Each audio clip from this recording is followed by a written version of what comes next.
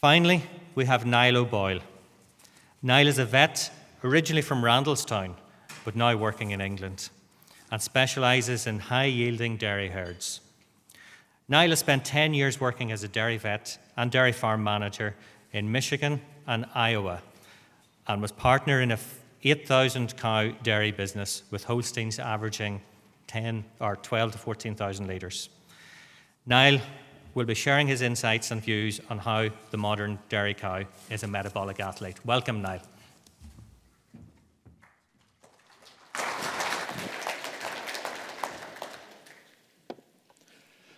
Yeah, good morning. Thank you for the invite.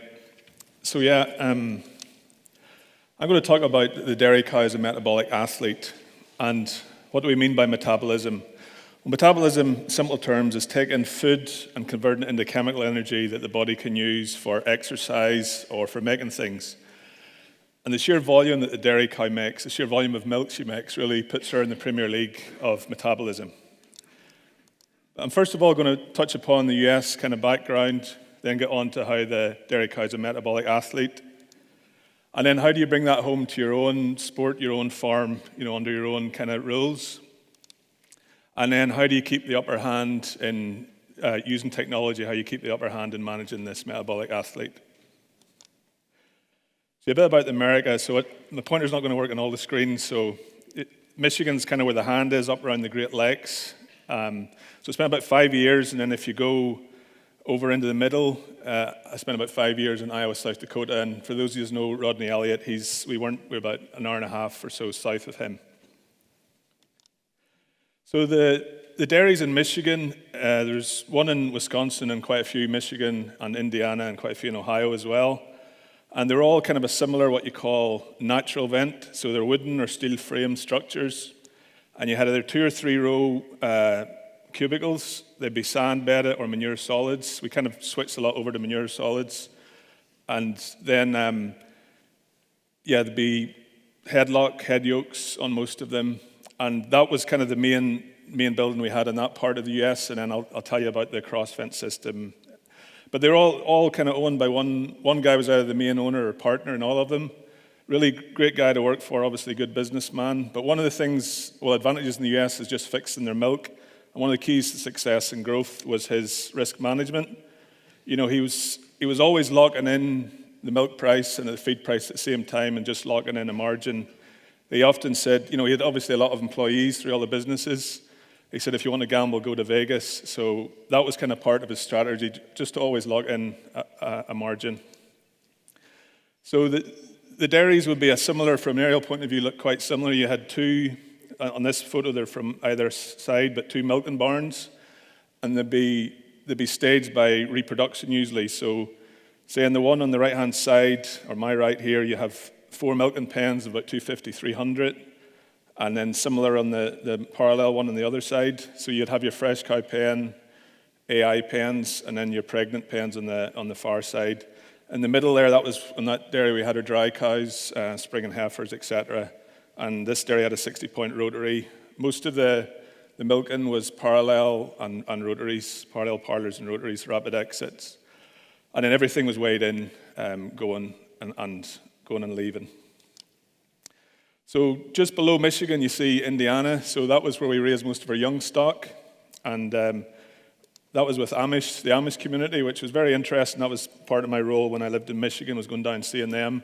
Really interesting group. So this, you'd see things like this. So this community wasn't allowed rubber on their tires. Obviously didn't use a lot of technology. So they'd harvest corn by hand. And right beside it in another field, there'd be a massive big combine. But everybody knew what the rule was, what the rules were, and they just got on with it. So it was very interesting to see. The first time I met the Amish, me and my wife, just before we had kids and we could do stuff like that, we've just been to the U2 concert in Chicago, near the front, and then the next day you were visiting Amish, beside each other, but a completely different way of life. But they used horse to pull the milk and this is them feeding meal to the calves, and the horses weren't tied up or anything. They just harnessed them, and they had voice commands, so they'd move and stop when they told them. And you don't need a lot of technology to manage calves, as you know, so it really suited their way of life. They wanted to work with their children. They had big families, a lot of labor, so their business grew as we grew as well. And they had barns as well as hutches, and they could build their barns in record time. One of their barns burnt down once, and the guy was asking me some questions about design. I was away at a conference, and I came back. I called him 2 days later and said, I've been thinking more about this, and suggested something that goes, now we've already built it. So they don't have any insurance. The whole community came and built it really quick. And the hoop barns, you can see the horse droppings in the middle, so they just pull the horse right through and feed them. And then you had the odd extra visitor as well. But the more I got to know them, the more I realized we're all kind of similar, it's just in different ways. So this horse is like the Amish version of a Subaru Impreza. It's the 17-year-old kid's horse. It was the fastest in the community. Instead of tinted windows, it had kind of things that weren't really allowed in the harness. So even though they seem very different at the start, just the more you got to know them, you realized how similar we all are. They just express it different ways. So from the Amish, they'd leave there about 4 or 5 months, and they go down, if you look just south of Michigan, Indiana, into that Missouri, Kentucky, Tennessee area, or further down into the Texas Panhandle, there's a big heifer lot there. So the ones in Missouri would be mostly on pasture and TMR fed, but one unique thing we did have was whiskey slop. So Tennessee, Kentucky, you got Jim Beam, Jack Daniels, and it's too far away from the people, so they would get this for free. And it was an economical way of growing heifers. So by drinking whiskey, you're helping the dairy industry. Then we kind of, about 5 years into it, we had this opportunity to go to Iowa, South Dakota. First couple of dairies we kind of purchased, it was kind of after the big downturn. And the first one was a Holstein, the second one was a Holstein dairy, and then we built our own Jersey dairy. And the reason we used a different design for this one, so when I was in Michigan, we realized Jerseys don't cope with the cold very well, so we had to kind of we kind of copied what the design out in South Dakota. And the weather in South Dakota was, a bit more of extremes in cold and heat. It wasn't so much more snow than Michigan, but there was drifts, you get blizzards and things. And this was the first and last year we used hutches in South Dakota. So we had to really learn how to adapt and plan things for Jerseys out there. I had to learn how to adapt myself as well, and it was grow hair where I could. So you might not see too well from the print above, but the top drawn is the natural vent barn, and then the one below is the cross vent barn. So all the cubicles, they're still split into different pens, but all the cubicles were under one roof. So if you look at the aerial view, that was the first one we built about 10 years ago. That was a 5,500 Jersey dairy. And they're all under, it's about 11 acres of concrete all under one roof, and there's a 80-point rotary. Since then, most of them go to about, because the rotaries have got bigger, 9,000 with like 110 point. So the way it works is the air just comes in, it's controlled through a curtain system, and then the exhaust fans are on the other side to bring the air out. On the summer, they're all on full blast, and then in the winter, there'll be some turned on, turned off, depending on the temperature and the speed you want it. And it was a lot more comfortable. You got out of there's no bunching with flies in the summer, and a lot more comfortable in the winter for man and beast.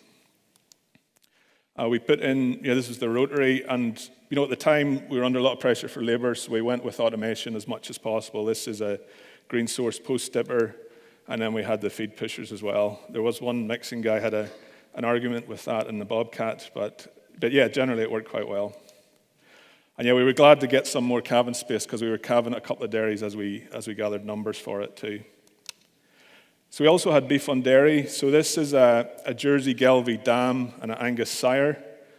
And the Gelbvieh it's kind of like a limousine. It seems to be quite popular over there, but we also, mainly Angus and Sim Angus.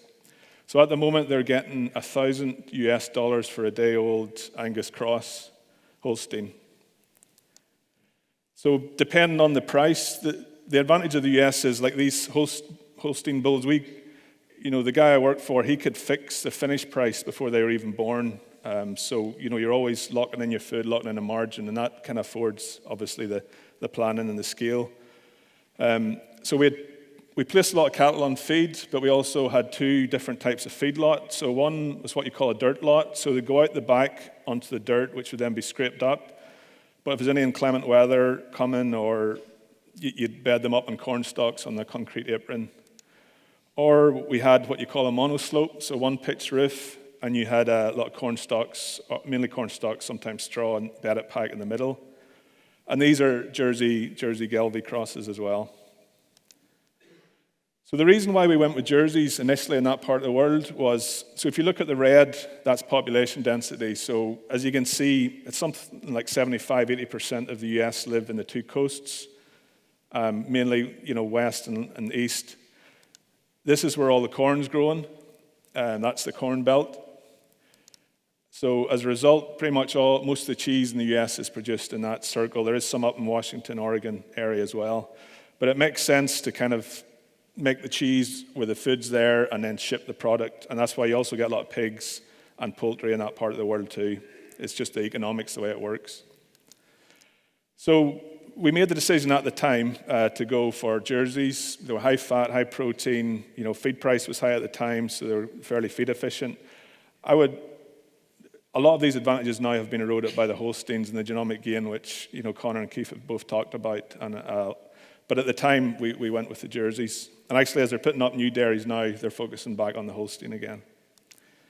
So jerseys were hard to get, so we collaborated with a group in Oregon and started putting in IVF embryos.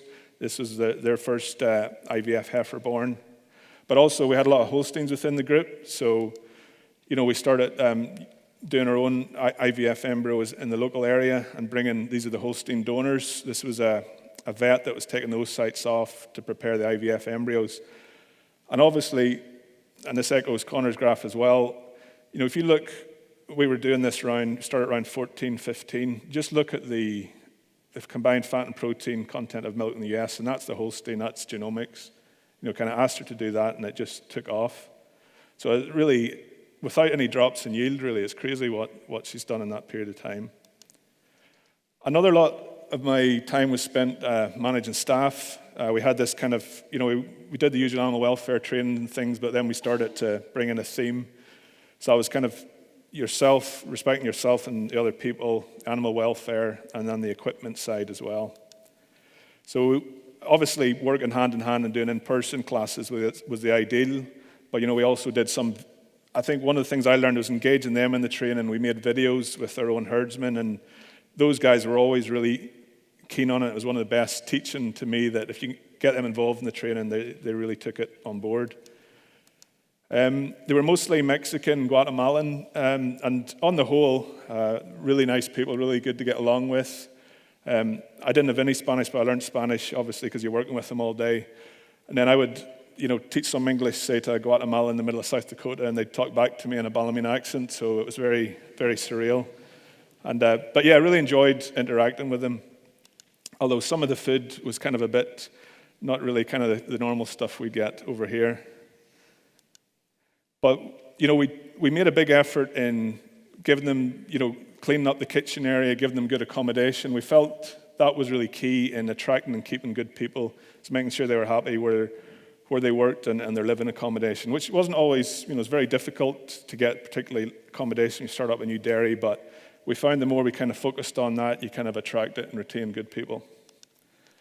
And then obviously the animal welfare was one we put a lot of time into. Some of the people had no livestock experience whatsoever, but it was impressive how some people were really natural herdsmen or herdswomen, and they were just really good. Like this guy was one of the best herdsmen I've worked with, and I taught him to do, it's legal over there, but I taught him to do DA surgeries, and he handled it no problem, and he PD'd, and he was very talented.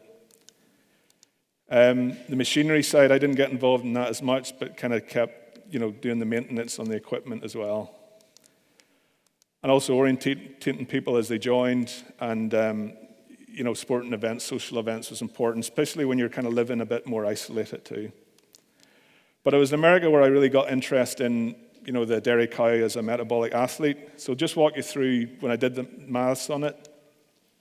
So if you look at milk, is 13% dry matter. So you've got your protein, your fat, and your lactose. Muscle or meat is 25% dry matter, protein and fat. So if you take that, a cow given 50 kilos, which is a decent amount of milk, but fairly common, cows can either peak or you occasionally get a herd average in that, but it's a decent high yield. But for easy maths, you take 50 kilos at 13%, that's 6.5 kilos of dried down pure food. But if you convert that into muscle or meat, so you divide it by 0.25, multiply by 4, that's the equivalent of 26.5 kilos of meat that cow produces every single day. And that's incredible when you think about it. In 4 days, that cow could produce bundiaki in weight. And also, if you've got a cow annual yield of 12,000, you do the same maths, 13% dry matter, correct it to muscle, that's 6,240 kilos a year she produces. And if you take a finished beef animal, so say, the kill-out percentage, even if you take away the bone, say it's 325 kilos, that's, including her own carcass, she produces equivalent to 20 carcasses of meat a year, which is absolutely incredible. And how did this, where did we get to this? Well, one is just milk is very easily measured and very obviously ties in with heritability. You can see the department were out checking tags in the very early days as well. But because we've been able to identify and measure milk really well, and then you combine that with modern kind of management and technology, she's just gone on to give more and more milk. And we've been able to manage, we've had to keep up with the management and continue to. And also the data and the tech progress this. The writing might not be very clear, but this is just the different eras. So you have, when AI came along in the 50s, AI and BLUP, and now genomics, it's continued to compound the genetic progress we've made with the dairy cow.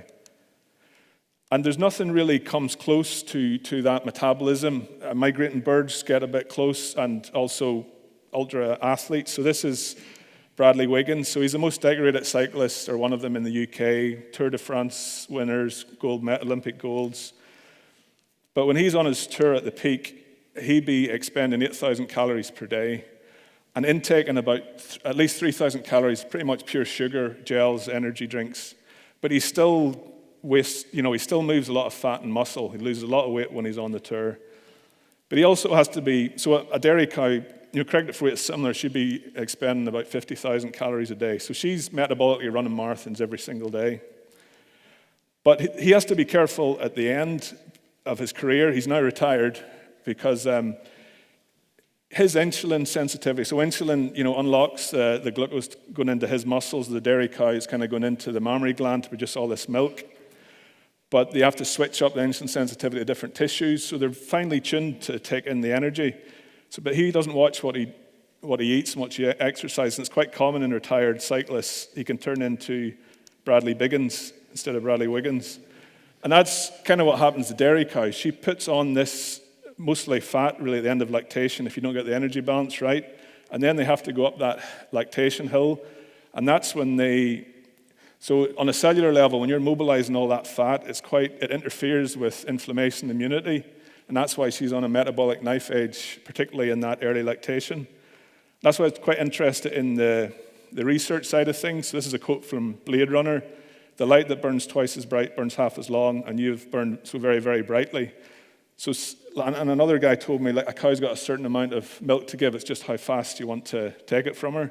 But I think we have the technology now to make her last longer, and it's just all about getting the right data. And I do think that's an interesting area of research, just to make her last longer and healthier, particularly with the opportunities of beef we now have with sex semen and beef. And these are the things we kind of ask her to do. So the blue line, we're asking her to give a lot of milk, but on the green line, her feed intake lags behind. She can never eat as much as she requires in that first part. So she has to mobilize a lot of fat and muscle. And then we're also asking her to get pregnant, grow the calf. And then we have to be very careful at the end, because if she's eaten too much or doesn't eat enough, that affects her condition. She can put on too much or come in too thin. And I got just a one-day taste of what it was like to be an athlete. I did there's an ultramarathon last year in South Africa called Comrades. It's 54 miles. It's 2 marathons back-to-back and 1,800 meters elevation. And there's no participation medals. You get chucked out at different times if you don't make the time points. And there's buses waiting for you to take you away, and about 10-15% don't make it. So it's somewhat like doing a lactation. But I don't want to confuse you. I'm not by any means an athlete. On the Bradley Wiggins to Bradley Biggins scale, I probably mostly sit about there. and found it hard to shift. But I did learn two things. When I was on that, my nutrition had to be really precise. I didn't have time to eat, but any opportunity to get something, I needed to take the right energy density, the right electrolytes. So if I didn't eat properly during that, I wouldn't have got through. The other thing is my kind of peak training time was last March. So I did like a couple of marathons, an ultra marathon, and I didn't jump on the scales on purpose. Thought I'll surprise myself with how much weight I've lost at the start of April. And when I went on the scales, I put on 3 kilos. So it just reminded me that measure and that intake and expenditure is very important, because she's got to get up that hill, not on the Bradley Biggins side of things. So bringing this back to kind of your home place, we're all obviously got different management systems and different, obviously Northern Ireland's a very different scope, say, than the US. But I was fortunate to learn from, a lot of good people, the owners and the staff in the group I was involved with. And one you may be familiar with, Dr. Gordy Jones. He was in our group as well. And he recommended this book called The Goal. So it's an 80s kind of productivity, about factory productivity book, but it's very, you can echo it to any kind of business. So I found it very, very good to look at any kind of dairy. And it's all about identifying bottlenecks. What's holding you back from meeting your goal? So, it could be reproduction, it could be lameness. I found in a lot of places, particularly if you're a high output system, it's feed intake. But it's all about identifying that goal and then prioritizing it and doing whatever you can to meet it. And I found, apart from managing staff, I found intake one of the hardest things to manage. And I say just do it sarcastically, it was incredibly difficult. You've got changing dry matters all the time. You don't want to feed too much because you're wasting food. You don't want to run the cows out of feed. It's vital, similar to me running on that run. You need to make sure they've got food in front of them all the time, but you don't want to underdo it either. But at the same time, it's also very rewarding and unlock quite a lot of production if you get it right. And there's technology available and more technology to help us with that too. And also, bottlenecks can go the opposite way. I'll just talk you through the graph in a second, but the lowest heritable trait, heifer conception at 0.01. So I used to ignore low heritability traits. I just thought they're too low, it's not worth bothering about. But somebody explained to me, you have to remember heritability is on a population level, not on your farm level. So if your bottleneck is not the management of that trait, you can express a lot higher. So just to walk you through the graph, so there's 200 heifers divided into 5 groups. So if you focus on the bottom 20 and the top 20, on the other side, the genomic PTA of that heritability trait, you multiply it by 2, but roughly predicts there should be a 7.4% difference in conception rate between the bottom group and the top group. But their management was such that it wasn't a bottleneck, and that they actually were 25% difference in heifer conception rate. So, and even though I'm a big believer in genomics, but if you want to correct a low heritability trait fast, proven bulls are an option to do it, because you can make really good progress. So how do you use using your technology to kind of maintain the upper hand and manage this metabolic athlete? Well, about 20 years ago in Spain, there was a young 10-year-old boy was ill. He was at the Real Madrid Academy, and he was sick. His parents took him to the doctor and came back with devastating news. Unfortunately, they found out he developed type 1 diabetes, and the doctor said, look, it's too difficult to manage the insulin around all this football. You're going to have to give it up.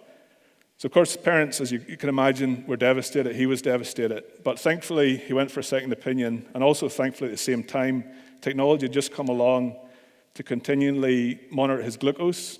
So, in lifetime, his parents could track. They could track where his glucose was. He could carefully manage it. And that athlete was able to go on and have a very successful career. He's won 6 Champions Leagues and still playing in Saudi. And I'm sure he's on a decent wage too. So, but that was just the timing when that technology came along. And we always know that technology in the dairy business has been very helpful, but also where is it going to go in the future? So just based on transport, I'm going to go through an example of where it could go in the next few years. So it took us about an hour and 15 minutes to come down from Randalstown this morning. A couple of generations ago, it's over a day in horse and cart. But we can get there even faster by these GPS apps like Waze. So that gives you the fastest time to get there, the fastest route, as you know. So just going to walk you through how that works and how that may be applicable to the dairy industry. So Waze does the real-time data collection. It takes your speed, other cars on the road, what accidents. It just pushes loads and loads of data together. And then that data is analyzed and processed using artificial intelligence and machine learning algorithms. Not really sure how, but they just process all that data together and then come up with these predictive analytics. So using historical, what usually happens when all this X, Y, and Z happens, and then again, using external events in the weather, gives you your route optimization. And then again, with real-time road closures, it can divert you, so it's just happening in real time too. And also, Waze has these community-driven updates, so you can report there's an accident or police check here, and then the other people within the community on the Waze apps can know and take advantage of that. And it continually improves, and you can put your preference and your feedback, and you can model it to how you want it to be. And I think what's really helped travel, the Waze has helped travel, the same technology could be available to help cows as well. So we've got all the same data points, or all the same technology is there. So what could happen, you've got your milk data, your traditional stuff, but you've also got machine vision giving you mobility, body condition score, you've got bolus technology, you've got collars.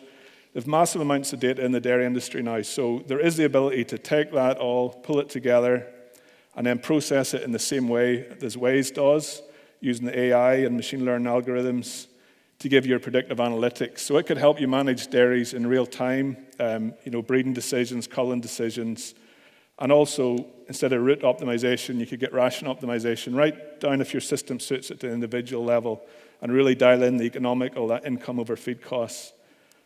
And also, you could have the same community-driven updates, so you could put in your own feed price, your milk price, your forage inventory, even local forage analysis to predict how the cows are going to perform this year. And then the more data that goes in, the better and better it will get.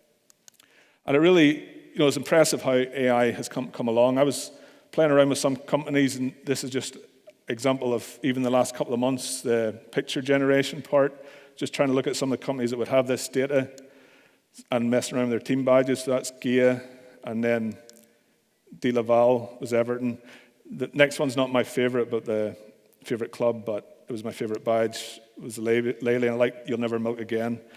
But just an example of how impressive AI is and has come along. But just finally, the dairy cow is equally impressive. I mean, whatever we've asked her to do, she's done. So just to finish with one last film quote from Godzilla. The arrogance of man is sinking nature is in our control and not the other way around. And whatever we've asked the cow to do, she's done. Once we brought the genomics to it and asked her to breed for more fat and protein, we can see what she's done. And I think from a moving forward point of view, we've got more data and more technology to kind of help ask her the right questions. And that's me. Thank you.